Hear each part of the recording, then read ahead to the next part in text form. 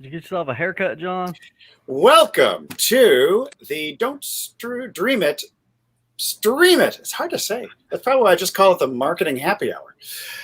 This is the Don't Dream It, Stream It Marketing Happy Hour, which Cam reminded me was the thing that I left off of most of these things. I am one of your illustrious companions for this little adventure. I'm Dr. Christopher Vogelman of Maximize Your Media, our digital agency, as well as Life Beyond Practice, which is the coaching program that I run for doctors who want more free time, freedom, and funds with their own online business. And to my that away is the fellow who's trying to go stupid vertical. streaming trick. He's streaming. John Paduchek, the streamer. Can you tell us about yourself, sir, from New Hampshire?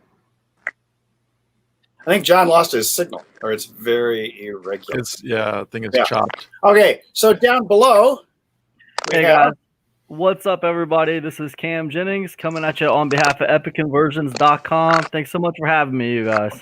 You are welcome. And the man with the plan, as well as many wonderful, now you're over to my wonderful classic video games. Or should I say, video games. I feel like it's a Tetris board right about now that we are moving Pretty much. The blocks keep switching. Yeah. Hey, I'm Troy McDonald with LiveEventMarketers.com, which will take you directly to the Facebook with the same, or the Facebook group with the same name, where we discuss live events as far as the technology regarding that. But our focus is on business and marketing on the web. So if you have a live stream that's related to anything business and marketing related, go ahead and post it in there. But you only want to post one of two things, or both actually. So one, if it's live right now, you can post it in there, or if it's upcoming, but don't post anything that's already passed, because then it just makes it a glorified YouTube channel, and that's not what the group's about. I'm not sure. I think we're having some audio challenges here. John, what is that sound? It sounds like the audio is really being compressed big time. Hey, Terry Thompson in the house. What's up, Hey, Terry? Terry. What up, Texas Terry? Texas Terry, there she is. Ta-da. I think if the audio is really bad, we may. Yeah, as soon as I mute John, the audio problem goes away. Oh boy. I don't know. We may have to have John come back in again a little later or so, or I just may mute him, and when he thinks he's got a good signal. Actually, that has improved things greatly by muting our friend and colleague. Yeah, well, just so everybody knows, John is out there doing his RV thing, and his connection just depends on where he's at and that kind of stuff. So, well, I was informed by John that Lake Winnipesaukee, which is where he is right now, had wonderful internet, and so maybe there are too many people who are tired of RV camping and are currently streaming Netflix. So that's good. What it is he's out there trying to stream into this live, and people are trying to watch the live. You think that would happen? No, I'm just messing. Let's see. Let me see if I can unmute him. Well, I've unmuted him, but he's frozen. No, he's fine. Okay, now I've unmuted. No. Ah, you have sound. Can you hear me now? Can you speak? He either has himself muted or you have muted him, because I unmuted him. Okay, then he has himself muted. Hey, there we go. Can you hear me now? There's that sound again. We can hear you barely, but there's a clicking, clacking sound of some sort. Yeah, it almost sounds like there's a bunch of groundhogs chewing on carrots. Clickety clackety. Hey, everybody, this is not amateur hour, just so you know. No, this is the technology challenge of dealing with someone in a remote location. Yep. I think what we'll do is we'll get started on the topic, and hopefully John will be able to maybe come back in again with a better connection. I brought my own drink, Mexican Coke. That's good. I brought my own drink. The water, not vodka this time. H2O. Yeah, same. I'm with Doc. Water. I'm just drinking water today. So they say it's water. They say it's what. Well, I've actually managed to be off of alcohol for about 6 weeks now. Now I know you've been on doing the keto diet, right? I had to go keto. keto, and you go keto, you just basically, I mean, alcohol actually stops the fat burning process, and so in order to keep shedding pounds, I decided to drop it. So, and I can't say that I can tell you, I can't say I actually miss it. Yeah. I may save myself a lot of money. Heck yeah. All right, today's topic, fellas. It's email. Why your people are not opening your emails and how you can fix it. And there are many, many reasons why people may not be opening your emails. I'll kick it off with Cam or Troy, who are our email specialists. And I can talk from my amateur email hour experience. Go ahead, Troy. You got it, man. Okay, I'm gonna take it down for the touchdown, right? Okay, so interception. Okay. Well, it's an interesting topic because the way I really look at it, I mean, you want like the 60-second version of it instead of my 60-minute version, is it really comes down to you can't do anything. I mean, the reality is that when you get a subscriber, okay, you need to do the best you can to keep them to want to stay on and then to want to read on, meaning read the things that you send to them. So I think it's all about, the connection, because, you can do re-engagement campaigns and stuff. And to some degree, those will work. I just have to say for myself personally, I don't really do re-engagement campaigns. I guess, I just kind of come from the school of like, either you're interested in what I have to say and I've kind of hooked you and all that kind of stuff. And that kind of thing. And then if not, I take you off my list if you don't open after, like we talked about before, 60, kind of 90 days max, to keep the list good and deliverable. So without me opening up a whole can of worms, I mean, of discussing different areas all in, 5 seconds. But basically for me, I mean, that's how I look at it. You know what I mean? Like either people are into you and, some people will join your list real quick to get a particular thing from you, like a lead magnet. But, you do need to hook them though, and have them start to find some interest in you or want to stay around and not just want to get your lead magnet from you and that kind of thing. But I don't really know how to reactivate people. You know what I mean? Because like we're in a world where people have their choice. You know what I mean? And either they're interested or they're not. So that's kind of my responsibility to keep them interested. But I don't know how to, make them be interested if they're not interested. You know what I mean? Well, I think it may go to the subject of, subject lines as well as the content of the things that you're sharing. I know because I open up Cam's emails because he's always telling me a story. So. Right. And that's what I would say is the hook. Like, right. Yeah. Like for me, Cam, part of his draw to me is like, I know he's going to be something story-based, right? Like, yeah. And then I'm going to wonder how it ties in. So that's the intrigue that I have. Now, granted, I mean, we all get busy. So say I don't open up, 2 in a row emails from Cam just because I'm busy, but he'll still be able to look at his stuff and say, oh, but Troy like has opened within, say like a 90-day window, whatever he decides to use. Right.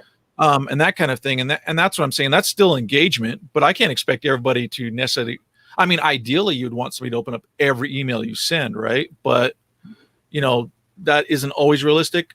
Again, if you have the guru status or just somewhere where people really, really, really like you, you will get those people that will open everything you send out. Well, Cam, for example, what do you consider to be good open rates? I mean, granted, you purge your list, the unopens after maybe 90 days, 6 months, or whatever you choose to. I mean, I've heard some people in the industry say 25% is a good target, 20%. I mean, but we had wound up with my wife's email campaigns, we purged a lot of people. And of course, now she's anywhere from like 48 to maybe 52% opens, that general round thing. And then the click-throughs are the stat that I usually look at the most, because granted, you may open it, but did you click through and actually create some traffic? Yeah, it's a good question. For me personally, I like to keep those open rates above 20% if I can. Yeah. It depends on the size of my list, and it fluctuates a little bit. The bigger the list, the lower your open rates are going to be, just like historically. But when it comes to like people who get on my list, right? So when they get on my list from buying something, right? I got them hot for a couple months. Like they're good from the beginning. Like after I run like a product launch, like on September 4th, I'm gonna put one out. Okay, Right. so that one's gonna go off sale or not off sale, but it's gonna come out of a launch cycle 4 days later. So that week or two after that comes out of launch cycle, that's prime real estate for me to, promote something mid ticket or high ticket to my list because I got a lot of new people that have just came on board that recognize me. I'm on their radar. And as we get closer to what Troy was talking about, the 3 month kind of window, Right. as we get closer to that, the further along we go, some of them stick around and they're really loyal and they really resonate with what I'm doing, and some of them don't, and they kind of like drift off in other directions, and I can be partly responsible for that because I'll send out affiliate campaigns on other people's stuff. Then they go on their list, and then they got someone else who's really good at email marketing competing with me in their inbox. Yep. So I think when it comes to getting people to be interested in what you have to say and stay interested in what you have to say, it's a back and forth between like giving them like eureka moments of actionable content that they can use, like, oh wow, that was like really interesting right there in the email inbox. Yeah. And then also like kind of taking them on these story journeys, these story filled journeys where they just kind of relate to you more. You're more of a human being, and they feel like they're your friend. So it's kind of a back and forth between those two things when it comes to keeping that group of people together. Does that make sense? Yeah, I mean, in terms of content, though, I'm just wondering. I've actually taken a number of digital courses with various copywriters. It's very interesting to see how things have evolved to the point now where most emails were almost formulaic. You go from A to B to C and all the way down to if you go far enough to Z, as Troy used to say.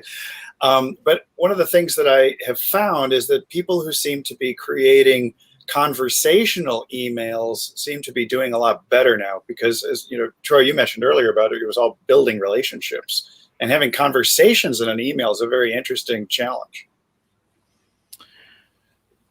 Yeah. The thing too is that we are kind of talking broad in general, right, about email marketing. And there are different kinds of marketers. There are marketers that have a specific niche that they focus on. Meaning, for example, if you look at me, where I'm talking about list building and audience building. So my main focus is that, and you'll have other marketers that will, and again, I am kind of talking about information sellers and things like that, right?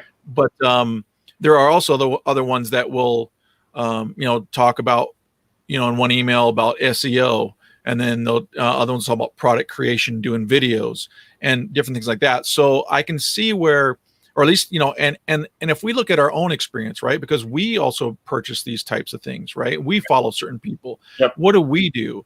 And I look at it like this, where when it's somebody that I know teaches a specific methodology, then I will open that email and that's what I'm looking for. And it is kind of a letdown sometimes, unless they have a tie-in with their methodology. Because it just seems if they're coming out of left field, then I'm like, okay, not really interested. And not that I necessarily will unsubscribe, but I'll just won't finish reading the email or just move on to something else.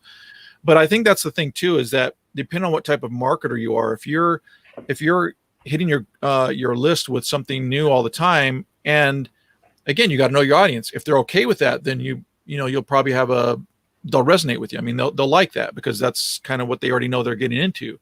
But if people sign up to your list for a particular thing, and then you're always hitting them with more often than not that thing or that niche or that theme, then you can't blame them for leaving. I mean, it's like if say I went into Disneyland, right? And this is not going to be the best analogy, but I go into Disneyland and all of a sudden they're wanting to sell me all these trinkets and things to take home that are nothing about Disneyland. It's not Mickey Mouse. They're wanting to sell me some Crash Team Racing stuff or some Fortnite memorabilia kind of thing. I'm like, I'm in Disneyland, man. Show me, Mickey Mouse, Minnie Mouse, Goofy, Pluto.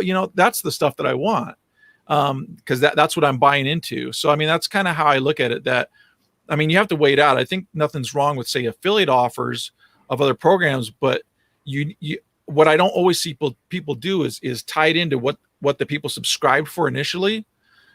So they're saying like, this is what I want to know, and this is why I'm on your list, and there's no tie-in. They just go like, hey, here's something you can buy. Well, yeah, I know this is one thing I appreciate about Cam is the number of tie-ins. So Cam, you were talking about something recently about the frequency of emailing on one of your lives. Yeah. I just want to say really quick about this whole, like, I was thinking about this email thing. It's like a lot of people look at emails and lists a little bit wrong, in my opinion. I think a lot of people look at it like they're building a house. Like, I'm building this house and I want a foundation, and it's going to be a skyscraper. I'm going to build it as big as I can build it, right? And it's going to keep on getting bigger, and it's going to be amazing, and it's going to be awesome. But the truth is, in my experience, like, an email list it's not alive, but it's kind of like a river. Like, it's constantly changing in an influx. So, I'm constantly trying to build my email list, and people are constantly coming and going off of my email list. And I think it's important for people to understand that's how an email list works. People are going to be coming and people are going to be going. And you can't take it personal when people unsubscribe. I mean, you do the best you can. I think Troy was alluding to this also earlier. You do the best you can. You put out content that, like, is the closest thing to your best content, like, as far as like being you, right? The unfiltered version of you. Right. Hey, this is what me, the marketer, looks like. This is my thing. Put that out there, and there's going to be a group of people that resonate with it, and they're going to move through, man. They're not going to be caring forever. They got their own lives, this stuff to do. I like the moving through thing, because it's almost like, we're talking about school opening up just before we went live, and you may be pitching people at a 9th grade level. I was going to say 6th grade level because of our reading levels in this country, but you're pitching them at a certain grade level, and they may actually graduate from your email list because you've actually helped them improve their skills. Absolutely. And where they're no longer your audience. Yeah. And you got to be careful not to. That's something I am conscious of. I try to not go too advanced when I'm sending out emails and stuff. I'm careful about, like, and a lot of people might not realize that, but like, I'm careful how advanced I go with stuff. Even when I do products, I try to be aware of the market I'm selling this product to. I don't want it to be too advanced, high level stuff, because people aren't going to understand it. They're not going to get help from it. And it's just going to be like, and like, they move on to someone who does resonate with them. So I don't know. I don't think it's so much, it's not like you're really dumbing down something, but presenting simple concepts that people can grasp and say, I really do want to know more about that. But we throw around a lot of acronyms and terms and marketing things, marketing speak, just like doctors and lawyers throw around certain words that the public can't appreciate. Yeah. Well, I think it is important to know your audience. And then also, in some cases, I mean, people put out programs that people can purchase that, I mean, are full programs. Yep. And people just get overwhelmed. So I think that there is actually a need, and at times it is very appropriate for your audience to give them a piece that is a piece that's complete by itself. But just because you, I mean, again, those of us who've been around for a long time, we can do a lot of things online, and we have done a lot of things online. But sometimes you don't have to come out with a program that is, how to find your product, how to do SEO for it, how to ship your product, how to create the page for your product, how to do the videos for the product. You know what I mean? Like, that's like, that may be a complete package, and some people will be excited to buy it because it's complete, but most people aren't going to actually go through it and complete it. And I can tell you through personal experience, I have purchased some of those $2,000 courses and just only maybe gone through 1% to maybe 10% of those courses and been overwhelmed, mainly because they didn't drip the information over a certain period of time. Yeah. And so, I mean, like, I don't know all of Cam's products, but they do seem to be, focused and not so overwhelming. From what I know, and that's the thing. You really, if you're wanting to have an audience stay with you, it is about getting them, like he had mentioned earlier, and we had mentioned on some other of our lives, is that aha moment or that eureka moment and that really creates that bond, with somebody so they'll want to follow you. So when you give them or sell them another nugget, but it's a complete nugget that they can implement. That's how you get people, kind of for life, or, so the second, like, you release something, they just know they can trust that it's going to be a quality type product or service. And so if you're giving out nuggets, are you going to get to the point where you're doing the done for you, where you smelt the nugget and turn it into jewelry for them? Actually, that's an interesting kind of comment you make, though. Because done for you is a whole nother thing. Yeah. And some people don't want to do that at all. In fact, I've been kind of debating on some things as of recent, and I'm actually wanting to do. I did a video not too long ago in the Live Event Marketers group, and it just was an off the cuff kind of video, and I talked about, as I'm getting older, I'm looking at, as you've heard me talk about before, time is more valuable than money, because you can get more money, but once time is spent, it's spent. Yep. So as you get older, you kind of think about those things. So as I'm starting new things online, I then have a litmus test that I kind of put it through. Basically, I'm like, well, does this help me get more time, but also help me generate the income that I need to continue the lifestyle? Because I'm wanting to spend more time with my family. Yeah.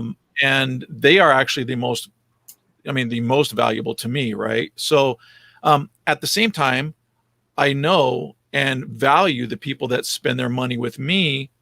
And so how do I make sure that they actually get value? So, and again, for me, it's the thought of, okay, not creating these courses like I've done in the past, which are the whole enchilada. Right. No pun intended for, Mama Maggie's kitchen with the many enchilada recipes. It's true. But to actually give them, like I say, the nuggets that are complete nuggets that they can implement and actually progress and enjoy and look forward to. Oh, well, when Troy comes out with another thing that can help me in this area or take me to the next level in this area, they're excited for it.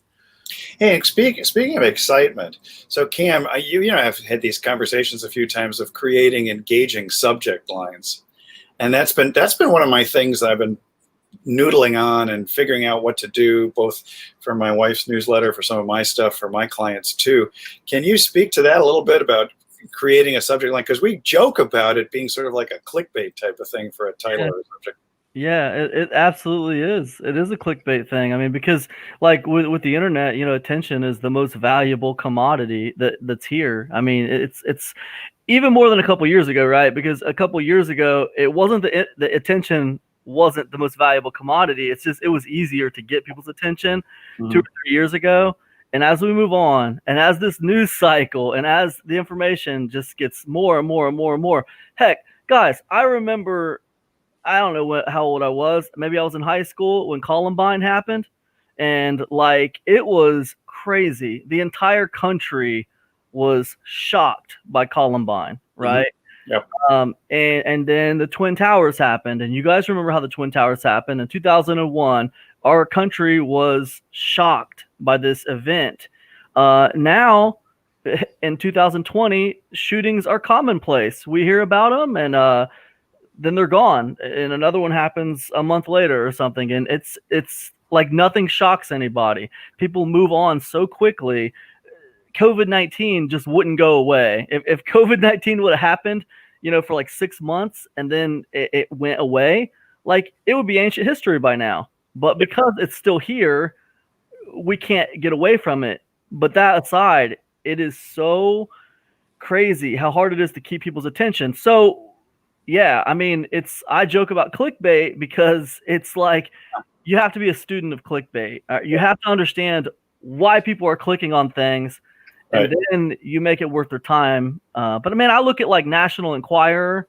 I look at the news the magazines and the magazines like you would never think to get a subscription to, but like they pull you in when you're in the checkout line at the grocery store. You're like, oh my God, what is that? I got to pick it up. Yeah, I want to let you know, as my dad extremely scientific, very, very high intellectual, is one of the only people I have ever met who actually got a subscription to the National Enquirer.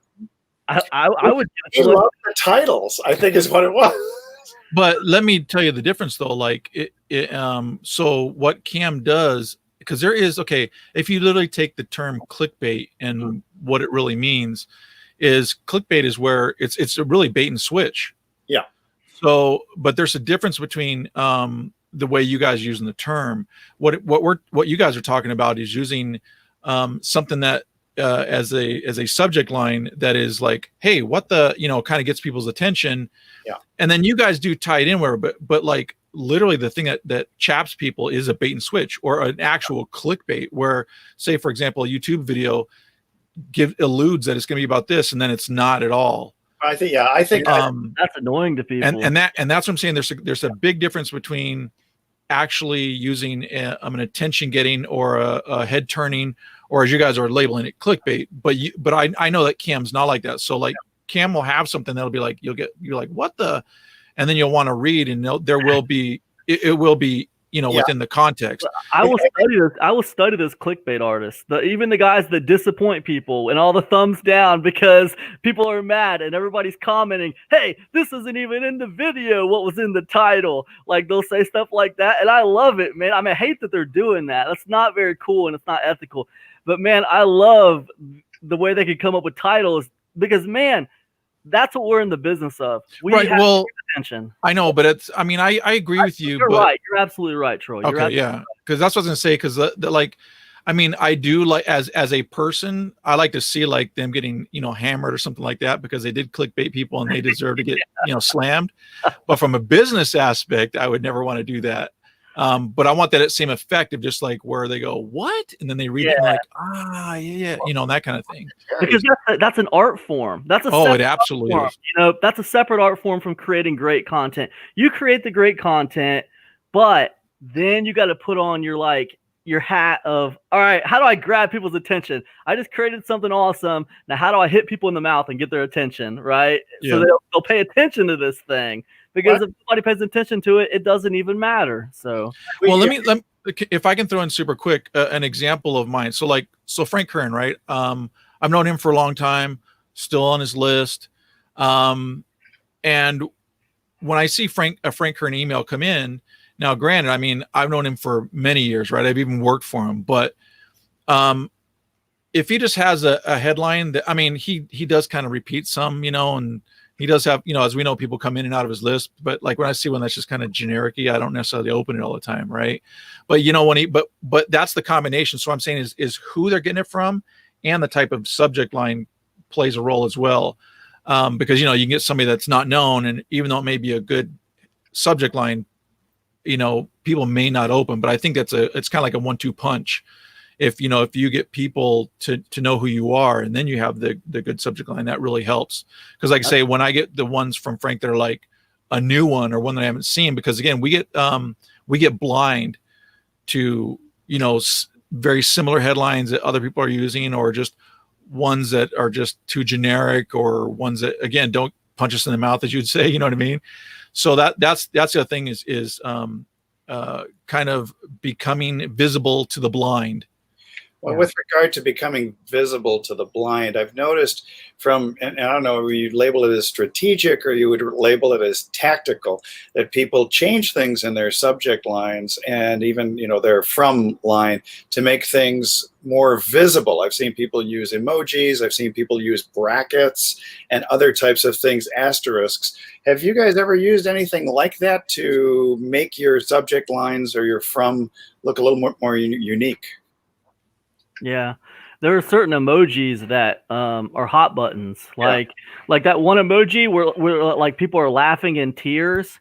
Yeah. Right. Like if you use that emoji like 3 times in your subject line, and you put something like, worst subject line I've ever seen, ... and you put like those 3 laugh streaming. I mean, it's like, people are gonna think you're getting ready to talk some crap about somebody, right? So they're gonna open it, man, because you just got their attention. They want to see what you're gonna. Oh man, what kind of negative thing is he gonna say about somebody? I gotta hear this. Yeah. Now you got their attention, man. Now you got to take advantage of the fact that you got their attention. So you got to make it worth their while. And you got to take whatever you're getting ready to say, make it interesting, and then turn it into like whatever you're trying to teach them or whatever you're trying to sell. Right. So, but Well, yeah, negative. Go ahead. Sorry. Yeah, I Mike. think emojis in general are sort of our digital hieroglyphics. You know, people see that it conveys a whole. It's almost like an ink blot test. In some of the emojis, you see whatever you want to see, but when you're talking about the laughing to the point of crying, that usually implies something hysterically funny. Some of them are hot buttons. A lot of them don't matter, right? A lot. If I put a thumbs up, that's not going to increase my open rate. It's whatever I put ahead of it. But some of them can be used strategically because they're hot buttons on like Facebook and stuff, and people know when they see them, they mean something. What's going on with this? Why is this like wow? Like the wow emoji with the little eyes and open and the little mouth. People are like, wow, why did this guy say wow? I better read this closer. You know what I mean? So like, some of those emojis are hot buttons and they get people's attention. But most of them, they don't mean anything really. People just look over them. So. Yeah, I've often signed some of my posts and things I created a whole Dr. Fun or Dr. Vogelman type, what do you call it? A logo, actually, sort of a logo. But my signature usually is a palm tree, the head with the face with the cool sunglasses, followed by another palm tree, because that was the framing. And I've come to find myself doing that a lot with posts. And almost to the point where people recognize me just because I'm the only one who's doing that all the time as I close off a post. Or comment sections is the same story. So that's a good one. That's a good point, man. I know. Also, I was gonna say like what Troy was saying earlier about like who the email's from. I mean, that's absolutely true. I mean, like that's gonna be like the biggest factor, right? Like if they open your email or not, if they see it's from you and like they're interested in what you got to say right now, right? Like, of course, that's going to be the biggest thing that makes them open the email. But you only get that with time and consistency, right?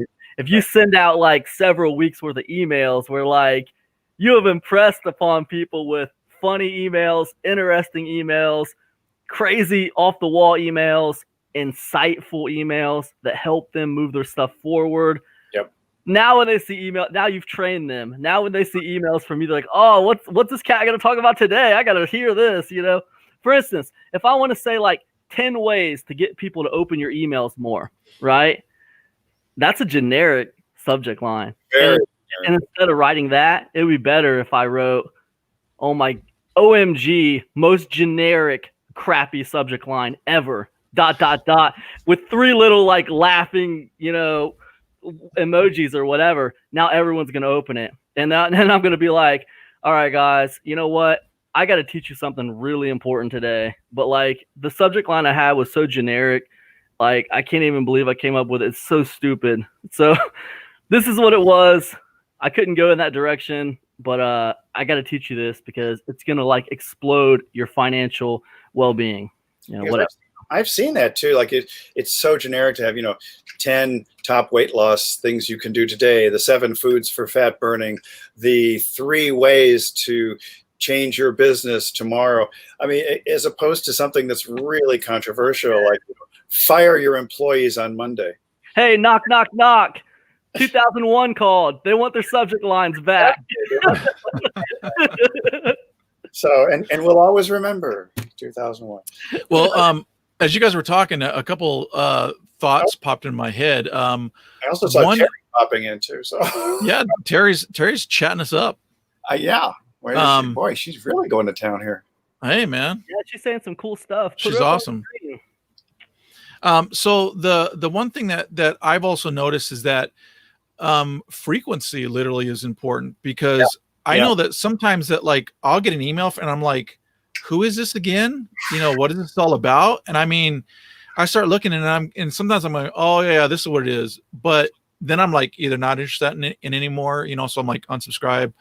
But I mean, you don't want to like pound people to the fact of where they want to get off your list that way. Well, I should say some people do that, but you know what I mean? So there's finding that balance of, frequency to where people will still remember who you are instead of like, who is this again?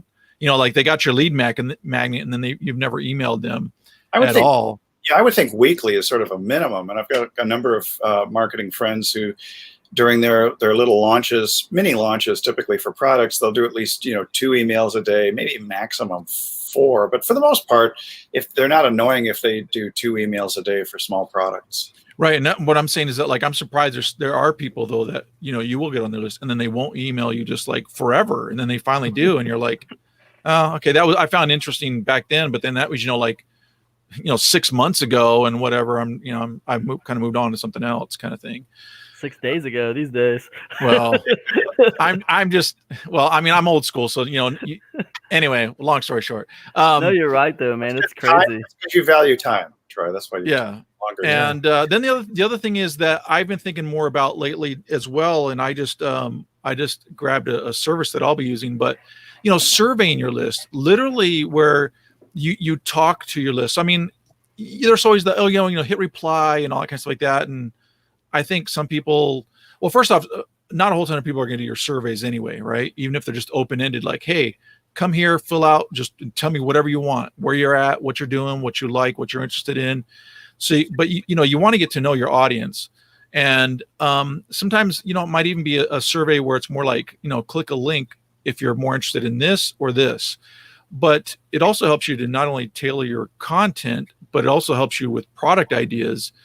And at the same time, showing that, you're a real person behind, the products and that kind of thing. So again, it's about what can you do to connect with your audience and get to know your audience so that you can deliver to your audience. Well, if you're always talking, to them, or, not that it's down, but it's, you're to them instead of them feeling they can communicate with you in some, organized form or fashion. I don't think you can connect as much, or and I know some people will argue like, well, no, I don't want to do anything like that. But for me personally, I think I'm adding something like that into what I'm doing. That's good to segment in that way. I think, though, the challenge that I find with some surveys is that more often than not, people will actually lie in those surveys. Well, yeah, no, I completely agree. It is really, you do have to figure your questions. And then also it depends on what kind of questions what question format you're using, meaning like, are they just open-ended? So if you're using, because if you're giving like, what's your income? Well, somebody's like, I don't want to tell them I make, like, what are you making online? Well, I'm just getting started. I'm not going to say like 0 to 3,000. I'm going to say I'm in the, 20 to 40,000 range, right? Because I don't want to look like I'm a loser. Hey, speaking, I just had something here from Terry I want to share. We'll get back to what you're saying, Troy, which is like Terry says she's using the 7 foods to fat burn. And I don't know, would you give a suggestion to her how she might alter this, either Cam or Troy, or would you say just go with it? I'm using the 7 foods to fat burning for my tea cakes post. Tea cakes blitz. I'm not sure exactly what. I'm not sure I understand. I think I would it would be better if I see it. At the same time, I'll just tell you right off the bat from what I know about Terry. She does do, in essence, treats, right? Cookies, cakes, that kind of stuff like that. Right. So, and also the 7 foods to fat burning sounds just like something that's been out, that they've been doing since, again, hey, 2001 would like their headline back, right? So, but it's got to be a little more, I would say that's got to be a little more, in other words, to get eyeballs, a little more either controversial or just like, wait a minute, what? Some part of me says something like, the dessert that helps you lose weight. I was like, what? Terry, and don't look, I'm not clowning that at all, Terry. That's a solid headline. 7 foods to fat burning. Heck, I'd check it out. But obviously it's solid, but you could ask yourself, I know this is kind of a solid headline and I got great content, but is there a way that I could like just really like blow the doors off? Like just kind of like, what if I had no fear? What would I say if I had no fear in this subject line? And I don't care who I freak out, like what would it be? I don't know, whatever, I'm not in the weight loss space. I probably should be. Cam wants you to punch your readers in the mouth. Exactly. You got to, man. That's how they're going to get. So they can't eat the cakes if they've been punched. Then that's your weight loss right there. There's your weight loss. You're too swollen. No teeth. 7 foods that melted faces and melted fat. in a matter of days. That sounds almost like one of those scenes from Raiders of the Lost Ark where the Nazi has his face melted off. So. Yeah. Super quick side note. I actually watched a YouTube video on that the other day where they actually talked about doing that actual effect in Raiders of the Lost Ark of the melting face and stuff. Oh, this was a contest that Terry was doing. Oh, I put a local contest on my Tea Cakes page last night. First person to like the post, share, and have 5 friends like the Tea Cakes page will get a dozen free cupcakes delivered to them this weekend. Wow. 1 like. What do? I want 50 likes this week. Yeah, that's a good question. She's Terry, using email in this case. Terry, get with me and we'll do a viral campaign for you. Terry, how many people saw the post? That's my question. How many people saw the post? Yeah, that's a good question. The impressions that were there. So that's a good place to start, because you figure a post like that, you're trying to get so much engagement on it. It's one of two things, right? Either I'm not getting enough eyeballs on this post, or not enough people care about what I've read, what I've wrote. So like one of two things have to happen. You need to get more eyeballs on it, or you need to change the copy on it, right? Make the copy more interesting to grab people's attention, punch them in the face, so to speak.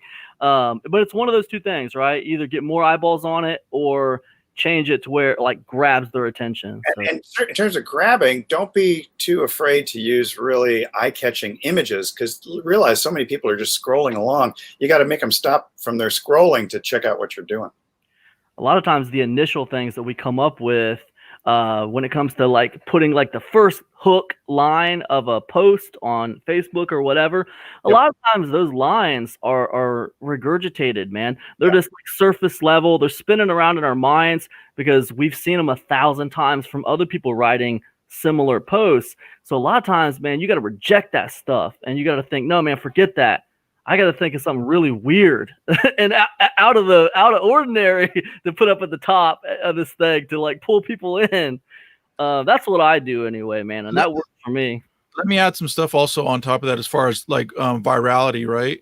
You're in here, you say you want to have them share with 5 friends. Well, the reality is people look at it like this. I got to share with 5 friends to get X, right? XYZ, whatever the thing is. And did you say that you're doing, I didn't even, she said, okay, a dozen free cupcakes. Some people are going to go, okay, 5, I got to get 5 friends to like it to get a dozen cupcakes. I'll make my own cupcakes. And I'm going to be blunt with you, because that's how I roll. But the whole point is what you're asking people to give versus what they get has to have a good balance. So, maybe it turns out to be like, well, 3 likes or 3 shares or something like that will be better for a dozen, or, make it something that they'll really want to talk about. Hey, man, get me 3 likes, or, share with 3 friends. I'm gonna give you 3 dozen cupcakes. You know what I mean? Like, also give me your email in exchange for an entry into the contest to get those 12. Because right. Stuff is going to be more valuable than the likes. Here's what I find when it comes to getting my stuff shared or producing that virality effect, right? So to get people's attention, you got to go kind of crazy. But like to get people to share it, right? That comes of the value of the post, right? Like how much value is this post providing? Like, 7 fat burning foods is amazing. But what if it was 70? What if it was 70? Like that would be like some kind of crazy. Now all of a sudden it's a crazy resource. You're going to freaking get people sharing that because they're going to be like, dude, like I might get free cupcakes if I share this. Well, guess what? I want to share this anyway because I know a bunch of people who would care about this post because it's crazy. There's no other posts like this out here. I like that, putting a 0, because who gives away 70 things? And that's just an example. It doesn't need to be 70, but like what I'm saying is like when they see like no-brainer value on a post, just like abnormal value, like this inspires them to share it. And then you wonder, why does that inspire people to share? Because it makes them look cool. When they share some kind of resource that's really good, now it looks like they are the cool person who's sharing the good resource. Yep. So actually, Cam hit on a really good point there. the way you need to look, the way to let me kind of extrapolate that or look at it a little bit more deeply is where people will share stuff when again, like Cam said, it makes them look good, but it's also something that they identify with, and they want people to know about them. So, for example, like like when I wear my Run DMC, like I've had it on some of the lives, like my Run DMC T-shirt that I have, or like the Centipede, Atari Centipede shirt that I'll wear. I am telling people that I buy into this. I agree with this. I'm okay with this.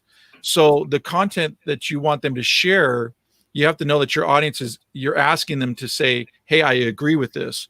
So you want to come up with stuff that what I call as T-shirt worthy, that they'd be willing to put that T-shirt on and let people know, hey, I'm all about this. I agree with this. And that it makes them look good as well. Because if it's just factual or just neat stuff, I mean, people just look at like, whatever. Hey, I'm guys, not looking to wear that shirt. So that's a good one, man. Hey, man, listen, 50 foods that'll burn fat like an ugly, 50 foods that'll melt away fat like an ugly snowman. oh my gosh. Like a snowman and a heat wave. Like a snowman in a heat wave. 50 foods that'll melt fat like a snowman in a heat wave. That's a good title. Terry, use that. Yeah, you can see the image. There's an image, right, of a snowman melting. A little puddle. Fantastic, man. Fantastic. You can have a carrot and 2 sticks and a couple of coal buttons. So that's all you got left. But I think so. But it's interesting too. But what about the share? Because we talk about virality and sharing of social posts, and that's a big thing. But what can you do really to help people to share your emails or forward emails to a friend or someone? Does it have to have a contest involved, or what does it have to have? Well, what's the incentive though? I mean, well, what incentive can you put into an email? So what I've done in the past is, like, when I send out emails, sometimes if they're cool emails, I will repurpose them as blog posts, right? Mm-hmm. And then I can share that blog post on social. And this will pull in more people to my email list from the blog, if that makes sense. Yeah. So, because then that'll, but just like repurposing a content, because it's the email's content. It's just content. I could repurpose it as a simple YouTube video. I'll take an index card and write the bullet points of what I was trying to say in the email, and I'll do a quick YouTube video on that stuff too. So, there's a lot of ways you could repurpose it and get it shared. But I think Troy made a good point. I mean, for me anyways, like email's Rome, right? Like the email list is Rome, like all roads lead to Rome. So like, that's where I want them. I got them where I want them if they're on my list. So.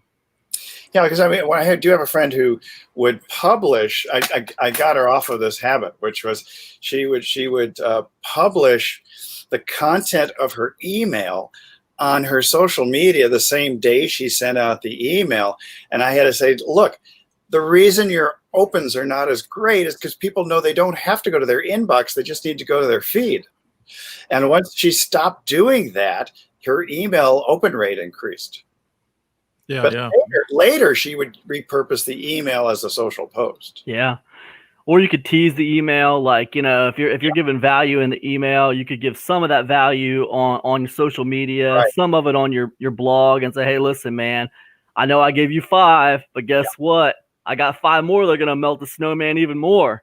Oh, yeah, 45 email. There were 50 of those suckers. Yeah, and it's all happening, man. The party's happening on my email list. All right, so you better get there. Speaking of parties, so Terry says, "Oh, 2 people did share to their page, okay, and liked it. I like didn't go further. Going to what is she saying? Surprise both these people. Oh, okay, with cupcakes. That's a great idea.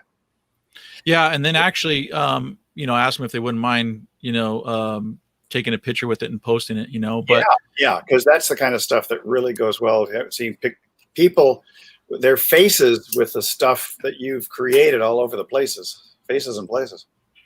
But seriously, Terry, I've got some stuff that'll help you manage actually a viral campaign that I can help you with. So just get with me offline, and we can actually do a literal viral campaign for this. But the things you do need to think about, like I say, is what you're offering versus what you're asking people to do, Yeah. because there's the, the point that people are going to go, 5, I can't get 5 people. You know what I mean?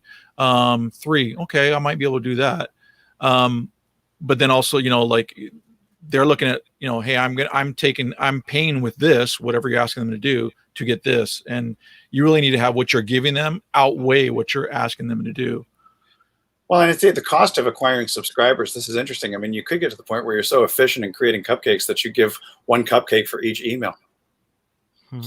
So that a person who actually does subscribe to your email list gets a cupcake, depending on how local your market is, because she's not delivering all across the country. What's your cost to create one cupcake? There's delivery becomes a problem. But if it's in a tight enough radius, it depends. I mean, if your cost of acquiring a new subscriber is $2.50, or if it's 80 cents or something, it could be a cupcake for an email. We're just throwing it out there as a possibility. I love that idea that Terry was talking about, how like the 2 people that shared, she was talking about wanting to send them cupcakes just as a gesture of goodwill. And I love that, because I think that, like, when it comes to sustainability, Terry, and being able to be here for years and years and years, like, that kind of goodwill will take you so far. I mean, that's the kind of thing that will get people sharing your business stuff with other people, and that word of mouth. I mean, it just goes so far. So, and that's old school too, though, man. Like taking care of your people, plain and simple. You know what I mean? Because it's easy to look at like, only 2 people shared it, whatever. Poor me, it didn't work how I wanted it. Whatever. And I'm like, no, man, those people that took the time, you reward them. That's old school. And here's what you can do. And I hate to be like, let's find the angle in this, but like, you can send an email complaining about like, well, I was kind of bummed out. Nobody shared my last post. I don't understand why only 2 people shared it. But then you guys know what I thought? I thought, you know what? The goal for the next time is get 200 people to share it. And these 2 people, they got cupcakes sent out from me. And, that's what I had to do, because I want to take care of all my people and all my customers. Let's see if I can send out 200 orders of cupcakes next time. We'll see. I got another post I'm going to get people to share next week. Let's see how it goes. That's absolutely killer. That's absolutely killer, though, because, it's kind of, it is a little bit of a in your face, though, for like, hey, so you didn't share. Well, now look, these people actually get cupcakes. Just imagine if you would have done it, right? Because they shared. But I also like how what Cam talks about, though, is you're in essence getting people hyped up and then going like, and so what's going to be happening? So in other words, you're doing like your pre-launch, right? You're saying, hey, guess what's going to be happening next week, though? And so people are going to be like, oh my gosh, well, what if only 3 people respond and I'm one of the 3? You know what I mean? But like, people don't like missing out on stuff, man. Yeah. People don't like missing out on stuff, man. The fear of loss is a huge motivator compared to, the promise of gain. So, if you can combine them both together, you're going to get more people interested and ready to go. So, FOMO is real. And the thing about it, I think it's interesting too that I think about game design, seeing Troy's games behind him, always having a little bit of surprise and delight, a little bit of serendipity, a little bit of randomness too, because they never know who's going to be the winner. If it's totally predictable, it's uninteresting. Yeah, definitely. Yes and no. I mean, I think we like both things in life, right? Like, it's kind of like, sometimes you want a little bit of a sweet with the tart. The salt with the sugar. So, we do like the randomness, but then also there's also a lot of the list building that I've done has been related to where you achieve this goal and you unlock this kind of thing. So there's no necessary randomness to it. That everybody that unlocks it can get it. Then you can do a just flat out kind of like sweepstakes, like, one person is going to be, is going to win. And in fact, Terry, let me blow your socks off with this one. Okay. So do this. So this is a little bit of the viral thing that, like I say, I can get with you and we can set up whatever, and we can even report back how it goes here. But what you say is, if you refer the person that wins, you get cupcakes too. So people are like, well, why don't I refer? Because that's the other thing about virality stuff, or contest stuff is where people are like, well, I don't refer nobody else because that creates competition for me. So you say, hey, if you refer the winner, you get cupcakes. I or love whatever it is. I love that, man. I love that. So that's a true motivator right there. That's a great little caveat to that whole situation with the cupcakes. In fact, you could even get crazy. You could even be like, hey, if you refer the winner, you get, a dozen and a half cupcakes or whatever. But then of course your original winner, you give them, say, the dozen and a half as well. But then, you know what I mean? But like, you just, don't make people go like, well, I don't want to create my own competition. So say if you refer the winner, you get cupcakes too. Yeah, and tell them you're getting crazy. Now say, listen, guys, I know what you're probably thinking. If I go refer a bunch of people, all of a sudden everyone's going to be getting in on it, and I'm not a lucky person. I'm not going to win. Forget about that. Let me tell you something. If the person who wins, if you referred them, you're getting a cupcake too, okay? I was like the Oprah of bakers. And you get a cupcake. You get a cupcake. I love it, man. I love it. Yeah, that's a really good caveat. I like that. But I come back again to email, since this was our original topic, which is, I think, Terry, you really need to focus on capturing the emails from your social stuff. I mean, get those two people who shared, hit them up for their email for sure. Because they're fans. They're fans because they're sharing. Somebody who shares your stuff really is a fan. I tell you what, like a lot of these things you read, and a lot of these things you study in courses, people will tell you fundamentals of things like email marketing and, sales copy and stuff like that. And, I always tell people, hey, learn the fundamentals, like learn how it's done. I know like when I first started doing sales letters, I was using this 12-step ultimate sales letter template, right? And it was 12 steps. It was by a guy named David Frey. He's awesome. David Frey. Yeah, there you go. So it's awesome, right? And it's a great template. I used it for a long time, just kind of like by the numbers, right? But, like you have to like learn the fundamentals, and then you have to like completely like mess them up, right? You just have to like throw them away because everyone's using the fundamentals. Like everyone's using the same 12-step process on everything, right? And that's why everything starts to look the same. So you gotta like learn it and then wreck it, right? And just like know you're wrecking it. The important thing is to know you're wrecking it. You're wrecking it on purpose to see what happens. Well, it's like the fundamentals in martial arts, right? There's, so you got like so somebody's going to be some big martial arts guy. I'm not saying I'm a martial arts expert, but I'm just using this as an example. Okay, you got the karate chop, right? But then what do? You turn that into a throat chop. You know what I'm saying? So that's where you're wrecking it, as Cam would say, right? You're taking a fundamental, but it's an ingredient that you're wrecking into something that's new and different. Yeah. I think once you become brilliant at basics, that's when you can start not just breaking or bending rules, but then creating your own rules, your own systems that work for you.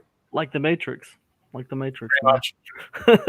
Yeah, like the Matrix. It's true, and because it has to be that way. Okay, if you wanna move to a place where you're doing well and you're standing out from the crowd, there's only one way to stand out from the crowd, and that is to be different from the crowd. You're not going to be different from the crowd by following the same step-by-step stuff that everyone else is doing. You have to find a way to twist things up, to move things around. Hey, take some things out, whatever. Like I used to do product launches and like I had to have social proof. Oh man, it's on the template. I got to have it. I got to run around and find some social proof. And until I didn't, right? Until I said, you know what? Screw it. Let me just take that aspect out. And did it change my sales? No, it didn't change my sales at all. So is it important? Yeah, it's important. Can it help you? Yeah, it can help you. But once you understand the fundamentals, like you got to find a way to create separation in email marketing and anything you're doing online. You got to find a way to differentiate. So yeah, and if you have a pilot program or you're founding a brand new membership, you're not going to have social proof. There's no way, because it's the first time you're creating it. Yeah, it's a good point. I mean, you can bring some people in and have them beta testing and stuff like that and stuff, but it's not going to be like you're going to have it instantly, right? It might take them a couple months to do stuff. Or all the people you brought in, they got it for free. So like they're not really taking it that seriously because they didn't pay any money for it. And you're not going to get much results with them anyway. So it could take time to start getting good social proof. And there's a lot of things that you can do to kind of twist things around and do different things. But I think it's an art form, honestly. I think it's no less of an art form than like if you go to the museum and you look at a wall full of Rothkos. You know what? Maybe someday they're going to put my emails on a wall, and it's going to be a wall full of cams, like cam emails. Forget the Rothkos. Take those garbage down. Put the cam emails up on the wall. The cam museum full of emails. Okay. I like how it says, take the garbage down. And if it's remote, they can use the cam to look at those emails. I'm kidding. I love Rothko. Don't get me wrong, guys. I'm a big fan of this kind of abstract paintings. But I'm just saying, like, I do believe it's an art form. And I think you guys will probably agree. So it's so funny when you say that too, because words make a big difference. So I'm thinking of in LA, there's this wonderful classic place called Roscoe's Chicken and Waffles. So that's what I was thinking when you said the Roscoe's on the wall. I think Dr. V's hungry. I am hungry. This keto thing's going on way too long. So, there's this place, this college, I think it's Cambridge maybe, where they had all these Rothko paintings in storage, and they found them, but they were greatly damaged. You know what I mean? They were greatly damaged. They had been stored in this warehouse. Sun had been hitting them. So here's these thousands of dollars worth of paintings that were like really damaged. They had an idea. They hung them up on the wall for everyone to see. And they had this novel idea of taking this projector, right? And this projector would like exactly have the image of that exact painting like on that painting. So when the projector was on, like that painting, like all the colors like shined and came out and were crisp and amazing. And then what happens, like as at a certain hour every night, they flip the projector off. And what happens, all the kids at this school started gathering at night, and they called it turning off the Rothkos. Turning off the Rothkos. They would gather for this event every night to watch them turn off the Rothkos. It's crazy. That is amazing. Well, that's We're going to do that one day for my emails, guys. One day they're going to be turning off the cams. Turning off the cams. Now you guys are ready to turn off the cam right now. Yeah, but if you turn off the cams, that would turn you on. So I think that we've actually gone we've gone about 60 minutes or so. So as opposed to the CBS News magazine 60 minutes. So do we have any final thoughts with regard to emails and the importance of not just the importance of developing those lists, but what you can do to snag people's attention and keep them coming back? I would say again, don't be afraid to email your people, because again, like I say, that when I get the ones that I'm like, well, who's this again? Then I'm already less interested. Keep your people warm, but at the same time, try to give them actually some literal. When I say try, because I know sometimes something's better than nothing. But you really want to give them a little bit of an aha moment, a eureka moment, even if it's small. And just even looking at repurposing some of your stuff that you already have, maybe something you sent out, some time back, maybe give another angle or spin on it, but just stay in touch with people, because they are going to get pulled by somebody else. Like Cam said, they're going to get on somebody else's list, and maybe then now they're paying homage to that person and stuff like that. But build a relationship with them, give them a reason to want to open your emails for what you give them. Yeah, that's fantastic advice. To that, I would just add, don't think of email lists like, building a skyscraper or something. It's more like riding a river, and, you're working on, widening the river when you're building your list, but you're really working on keeping that flow going as you're moving new people into your list, because they're going to be moving through. And, don't be afraid to push the envelope, man. So punch them in the mouth. All great advice for the weight loss program that we talked about. but I would just summarize quickly, just saying, when you email to me, Troy has mentioned that it's a distribution system, and I often think of email as probably the most valuable touch point, because it's one that's not as ephemeral. You look at tweets or gone in a matter of a few minutes or so, and various Facebook posts get buried in feeds and things of that sort. And even the attention of YouTube videos is fleeting depending on what's popular and what's trending. And at least by developing an email list and requesting that they join your email list through all of your various social posts and contests and what have you, you will at least be developing a very valuable asset. And that in the world of social media and chatbots and everything else like that, I think we have ignored some of the basics, which is making sure that you own the race course, and those wonderful email addresses are your race horses, and nobody can shut you down unless you do something really crappy with your autoresponder, and that's a whole other story. So, but we'll be back next week for another hour-ish, or sometimes it's 45 minutes, and sometimes we'll be back next week for another punch in the mouth. Another punch in the mouth? Well, it depends on what the subject title is going to be for this next live broadcast. So in the meantime, stay safe, stay happy. If we can be of any help to you, just hit us up. We now have, actually, the Marketing Happy Hour page on Facebook until Zook takes us down. So you can find us over there and reach out to us, because we're always willing to help. And thank you, Terry, for showing up and letting us give you a lot of suggestions. So we'll be back next week at 2 Pacific, 5 Eastern. I'm just going to say 3 Mountain, 11 Hawaiian. And, you know, all you people in the UK and Australia, you guys. Or Central. Central, yeah, you know, but I don't know too many people in Chicago, although Terry is in Texas. That is Central. All right. Central to our value proposition is to be back here because we care and give you some more valuable advice